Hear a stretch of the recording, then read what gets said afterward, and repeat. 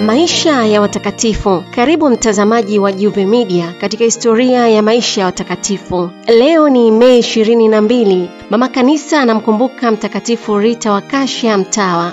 Rita au Margarita alizaliwa Roccaponera karibu na milima ya Alps, Umbria, Italia. Mnamo Jumamosi ya tarehe 22 mwezi Mei mwaka 1981. Rita alikuwa mtoto wa pekee kwa wazazi wake, ambaye walimpata katika uzee wao baada ya kusali sana kuomba kupata mtoto. Wazazi wake walikuwa wacha Mungu sana, hata majirani zao waliwaita wapatanishi wa Yesu Kristo. Akiwa na umri wa miaka 18, alitamani sana kujiunga na utawa katika shirika la masista wa Mtakatifu Agostino, lakini wazazi wake walitaka aolewe na Paulo Ferdinandi. Alikubali kwa shingo upande, akalazimika kufuata matakwa ya wazazi wake.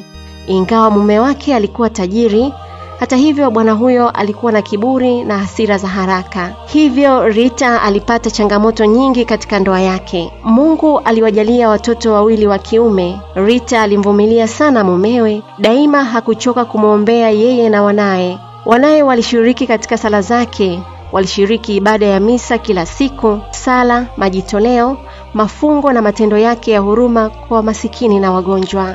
Hivyo vilisaidia mume wake kupata neema ya uongofu. Lakini miaka michache baadaye, katika mwaka wa 18 wa ndoa yao, Paulo Ferdinando alichomwa kisu hadi kufa katika ugomvi. Rita aliumia sana, akamwomba Mungu aweze kuwasamehe wauaji wote. Watoto wake walipokuwa walinuia kulipiza kisasi. Baadaye walikufa katika hali ya neema, wakiwa wamemsamehe tayari yule muuaji wa baba yao. Paulo Ferdinandi na watoto wake walipofariki, Rita akiwa na umri wa miaka 30 alijiunga na shirika la masista wa Mtakatifu Agostino. Na hii ni baada ya mapingamizi mengi na kukataliwa kwa wingi, kwani shirika halikumpokea mwanamke ambaye amekwisha olewa.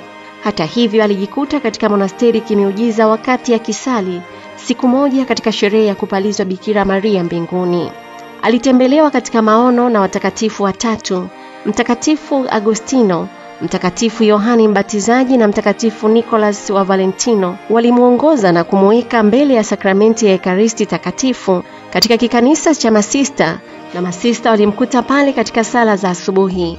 Kwa vile masista walitambua kuwa aliweza kuingia pale kanisani wakati milango imefungwa, waliona jambo hilo kuwa ni muujiza, na hivyo wakampokea utawani.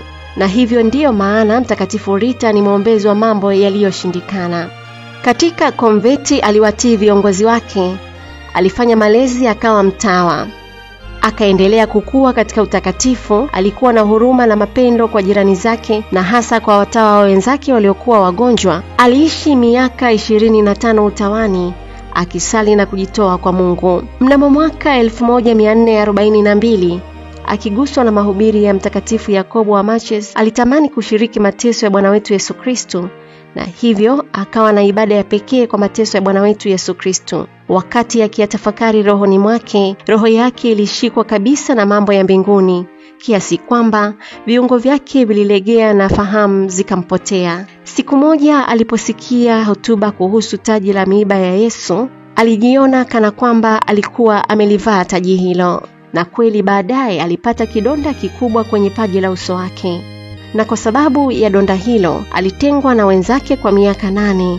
Pamoja na donda hilo alikuwa mwenye furaha na amani, na inasemekana kuwa kidonda hicho kilipona mnamo mwaka 1450 alipokwenda Roma kwa ibada ya kutangazwa kwa Mtakatifu Bernardino wa Siena. Lakini baada ya tukio hilo, kile kidonda kilimrudia tena. Wakati wa ibada ya kumtangaza Mtakatifu Bernardino wa Siena, watakatifu wanne walijidhihirisha kwake katika maono, ambao ni Katarina wa Bologna, Yohane Capistrano na Yakobo wa Machesi na Dieno wa Cadiz. Rita alifariki dunia tarehe na siku ile ile ya kuzaliwa, Mei 22 mwaka 1457, na alitangazwa kuwa mtakatifu tarehe 24 Mei mwaka 1900 na Papa Leo wa 13. Baada ya miujiza mingi kutendeka kwa maombezi yake, tangu kifo chake watu wengi wamepata neema nyingi kwa maombezi yake, na hasa katika mambo yaliyoshindikana. Mtazamaji wa Juve Media, na hiyo ndiyo historia ya maisha ya Mtakatifu Rita wa Cascia Mtawa. Ewe Mtakatifu Rita wa Kashia Mtawa, utuombee. Tumsifu Yesu Kristo.